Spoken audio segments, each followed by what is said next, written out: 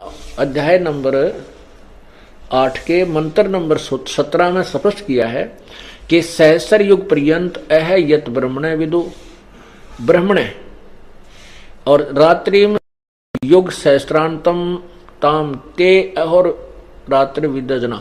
इसमें कहीं चतुर्युग नहीं है। सहस्र युग माने 1000 युग, इसमें चतुर्युग नहीं है, केवल सहस्र 1000 युग है। इन्होंने ब्राह्मण का अर्थ ब्रह्मा कर दिया, नहीं।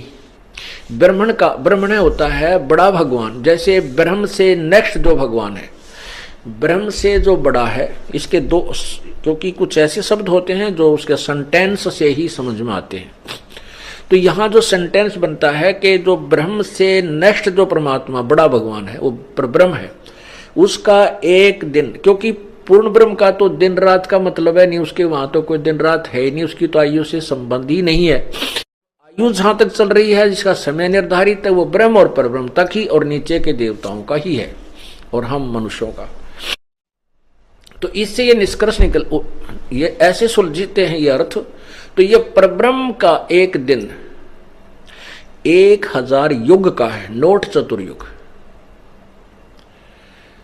इन बातों से हम निष्कर्ष निकालेंगे, क्योंकि गीता एक बहुत ही पवित्र सदग्रंथ है और इसमें बहुत ही गूढ़ ज्ञान है, और इस गूढ़ ज्ञान को समझने के लिए तत्वदर्शी संत की ही आवश्यकता पड़ती है, और बाकी इसका अनुवाद नहीं कर सकते। ठीक है, शब्दों का अनर्थ करके चाहे वो किसी तरह गढ़ दिया इन्होंने, और अभी तक जनसाधारण को मूर्ख भी खूब बना लिया, क्योंकि जनसाधारण को स्वयं ज्ञान नहीं था।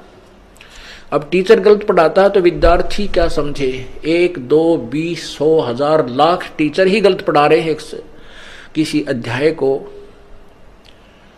तो विद्यार्थी सेट हो जाती है, चाहे वो भले ही गलत है।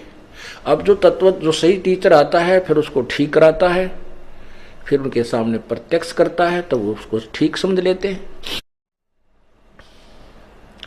तो इसमें इस परब्रह्म का एक दिन 1000 युग का है और इतनी ही रात्रि होती है।